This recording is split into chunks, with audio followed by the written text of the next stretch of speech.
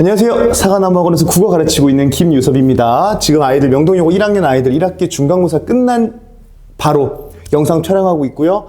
제가 아직 직보가 안 끝나서 몰골이 말이 아닌 점 일단 양해 부탁드립니다.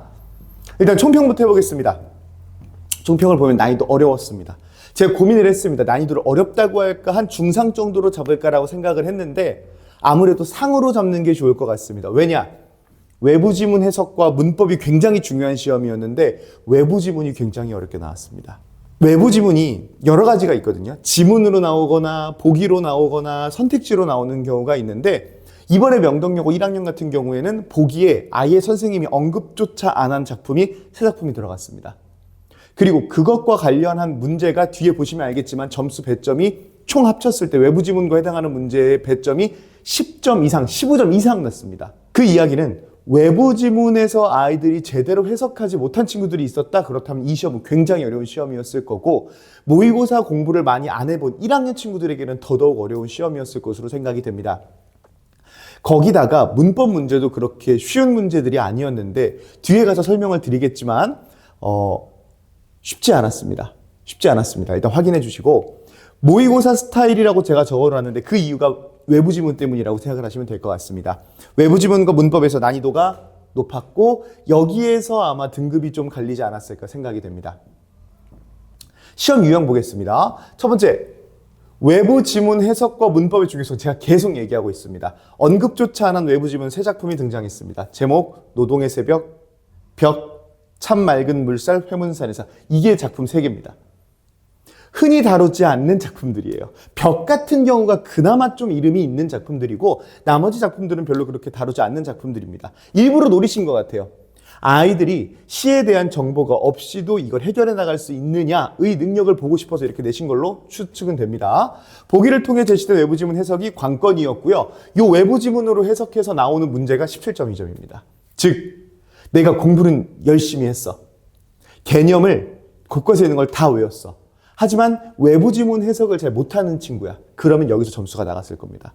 즉, 기본적인 국어 능력에서 조금 부족함이 있거나 연습을 많이 안 해본 친구들은 점수가 깎였을 겁니다. 예를 들어 이런 식으로 3번 문제에 4번 선지 이렇게 나왔습니다. 보기 1이 외부 지문이었습니다. 너의 이름을 부른다는 것은 오늘날 아름다운 회문산에 얽힌 고통스러웠던 역사를 부르는 것으로 이해할 수 있겠군. 보시면 알겠지만 여기선 그냥 보기 1, 참 맑은 물살 회문산에서만 물어보고 있어요. 교과서의 내용은 전혀 물어보지 않습니다. 이번 시험에서는 모의고사 점수가 좀 높은 친구들이 높은 점수가 나올 가능성이 큰 시험 아니었을까라는 생각도 듭니다. 모의고사 출제 비율입니다. 요거는요, 사실 제 애기들, 저한테 배우는 친구들은 다 알고 있었습니다. 모의고사 문제가 비중이요, 28.2점이었습니다. 이거를 제외하고는 교과서 지문이었어요. 근데요, 생각해보세요. 아까 제가 말씀드렸죠, 앞에서. 모의고사에서 이거, 모의고사 문제 빼고, 교과서 빼면 외부 지문 있잖아요. 외부 지문 17점이랑, 외부 지문 17점이랑, 모의고사 문제 28점이랑 합쳐지면 거의 한 40점 가까이가 되었습니다. 문법 문제 비중은요, 25점이에요. 즉, 모의고사 문제가 문법 문제보다 훨씬 더 비중이 컸습니다. 문법보다 비중이 컸던 모의고사. 아이들 문법 진짜 어려워하고 힘들어 하거든요. 이번에 힘들어 했고 아이들이요, 문법을 정말 어려워합니다. 아이들이 힘들어 하는데 그렇다 보니까 문법에 시간을 쓸 수밖에 없겠죠. 하지만 문법에 시간을 쓴 친구들보다 모의고사를 더 신경 쓴 친구들이 훨씬 더 효율이 좋지 않았을까 생각을 하고 있습니다. 하지만 전통적인 명동여고 스타일이라고 제가 적어놨습니다. 뒤에도 또 한 번 언급을 하겠지만 전통적으로 명동여고는요, 고등학교 1학년 땐 모의고사를 엄청 많이 내요. 뭐 1학년 1학기 기말, 2학년 1학기 중간, 2학년 2학기 기말마다 조금씩 스타일이 있습니다. 1학년 1학기에 가장 두드러지는 특징 중에 하나는 모의고사 비중이 엄청 높다는 거예요. 그 이야기, 모의고사는 아이들이 별로 집중을 안 합니다. 아, 이거 외부 지문이니까 조금 나오겠지 하고 버려두는 경우가 많습니다. 그래서 제가 직본날, 얘들아, 모의고사에서 엄청 나와서 애들 힘들게 하는 게 명동여고 스타일이니까 모의고사 나오는 건 다 외워야 돼 라고 이야기를 했습니다. 그리고 실제로 그렇게 등장을 했다는 거 확인이 될 수 있을 것 같고요. 2개 고르는 문항이 원래 되게 많았습니다. 기존의 명덕여고 1학기 중간고사가 마지막 서술형이 있었던 때였거든요. 그때 서술형은 뭐 2개 고르시오 3개, 서술형 3개 이렇게 출제가 됐었습니다. 그 이후로 2개 고르시오는 한 5개에서 6개 정도가 출제됐는데 이번에 2개 고르는 문항이 3문제였습니다. 이렇게만 보면은 좀 쉽지 않을까 싶었는데 다른 하나 고르는 문제들에서 좀 난이도가 높은 게 있었고 이거는 차라리 난이도가 그렇게 높지 않았다고 생각이 됩니다. 문법적 기초지식이 필요한 문제들이 출제가 되었습니다. 24번, 27번, 28번, 29번, 30번, 31번까지 문제가 있었는데 24번, 27번까지는 굉장히 평이한 문제였습니다. 그래서 의문에 대해서 그냥 깊이 있게 묻는 문제, 의문에 대한 문제라고 생각을 했습니다. 그런데 28번 문제, 13개의 선지 중에서 비음어 찾는 문제였습니다. 문장을 한 시험지 기준으로 8, 9줄을 준 것 같아요. 그 8, 9줄에 밑줄을 쳐놓습니다. 여기서 비음어 쓴 거 몇 개야? 뭐 1번에 4개, 2번에 5개 하는 그런 문제 있죠. 그런 문제가 출제됐어요. 2학년, 친구, 남루, 아는지, 입다, 뒷문, 닫는, 갑있는, 손난로, 남영동, 콩엿, 강릉, 먹는다에 밑줄 쳐 있었어요.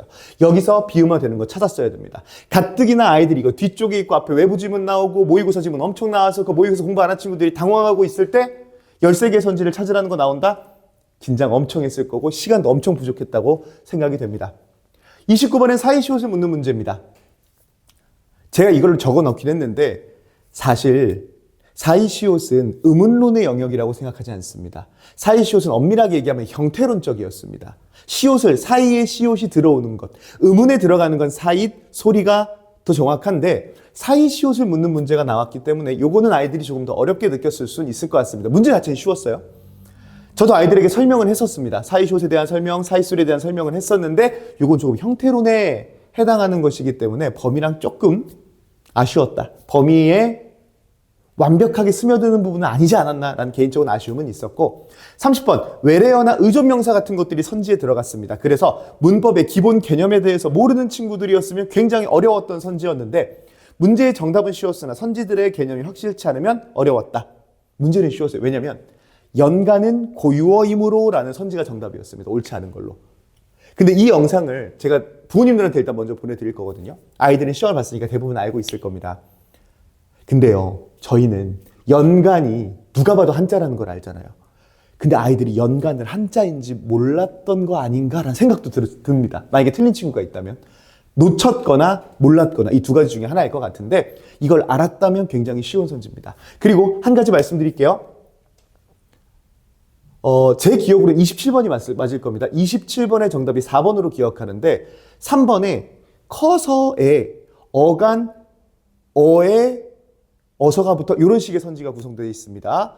그거 제가 봤을 때 복수 정답 처리될 것 같습니다. 그거 틀립니다. 어가는 크다에 의가 탈락하고 어서가 붙은 거기 때문에 문제 오류가 있었던 걸로 확인이 됩니다. 그 부분은 복수 정답 처리가 될 것 같으니까 점수를 환산하실 때 그거 확인하셔서 자, 이제는 적중 포인트라고 제가 적어놨는데 9번 문제였습니다. 적절하지 않은 걸 찾는 문제였습니다. 미음에 비정규직을 차별하고 착취하는 회사에 대한 훈이의 비판적인 인식을 직설적으로 나타내는 게 틀렸었거든요. 요거 제가 직보 자료입니다. 얼마나 좋아 회사 측으로서는 훌륭한 경영 합리화지 이 부분이 직설적으로 얘기한 게 아니라 반어법을 이용해서 얘기했어 라고 직보 자료에 있는 걸 그대로 가져왔습니다. 여기 뭐라고 적혀 있냐면 얼마나 좋아? 회사 측으로선 아주 훌륭한 경영 합리화지라고 적혀 있고 산업화 시대의 부조리한 모습, 현실 비판이 들어간다라고 적어놨습니다. 아이들 직보절에서 많이 되어 있고요. 요거는 제가 애니메이션이 들어왔어야 되는데 모의고사의 큰 비중 제가 아까부터 앞에서 말씀드렸죠. 그래서 제 애기한테 연락이 온 겁니다.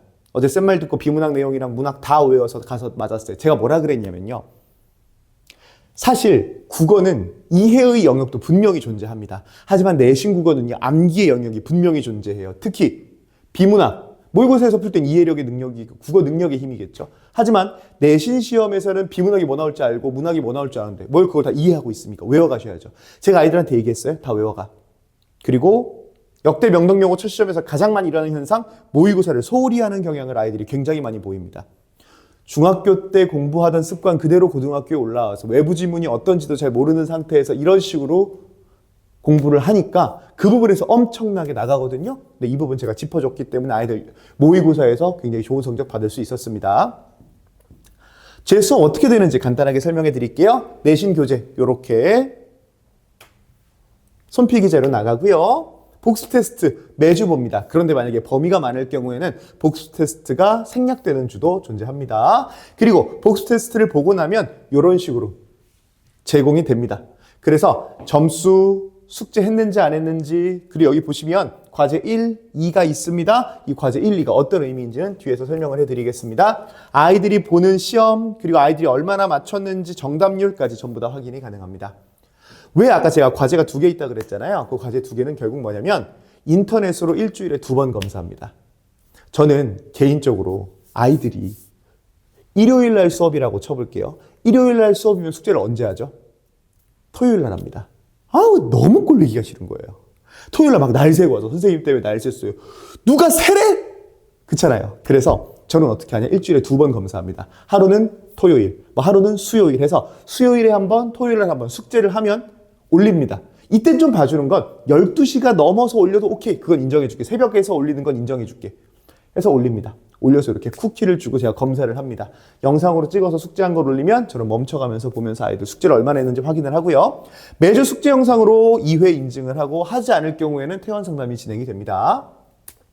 직보자료, 요스픽인데 이번에 명동여고 1학년 자료를 제가 만들면서 한 11시간, 12시간은 만든 것 같습니다. 영혼을 바쳐서 만듭니다. 학교에서 얘기했던 거, 그동안의 선지들 뽑아가지고 이런 식으로 쭉 정리를 합니다. 나올 것 같은 거, 주제, 그리고 이건 제가 다 넣지는 않았어요. 이게 제가 만든 소중한 자료여서 다 넣지는 않았는데 명동여고 최근 기출문제 선택지나 내용 요약집, 요스픽이 제공이 되고 꽤 적중률이 높습니다. 여러 가지 외부 지문을 예상하는 교재가 제공이 되기도 하는데요. 반어법, 역설법, 뒤에 추상적 개념의 구체화, 그리고 감정이입 이런 식으로 어떤 지문들이 나올지에 대해서 아이들에게 제공하고 있습니다. 질문도 거의 새벽까지 무제한으로 받습니다. 새벽 3시, 4시, 5시 계속 받아요. 아이들 아침에는 제가 거의 자고 있기 때문에 새벽까지 아이들이 질문을 보내면 최대한 답변을 해주려고 하고 있습니다. 그러면 제일 궁금해하실 기말고사는 어떻게 될까? 기말고사는요, 난이도 유지할 것 같습니다.